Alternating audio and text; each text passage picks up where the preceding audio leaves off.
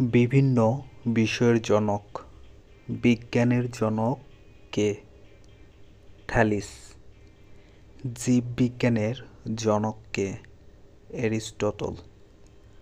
প্রাণিবিজ্ঞানের জনক কে? এরিস্টটল। রসায়ন বিজ্ঞানের জনক কে? জাবির ইবনে হাইয়ান। পদার্থবিজ্ঞানের জনক কে? Isaac Newton. রাষ্ট্রবিজ্ঞানের জনক কে?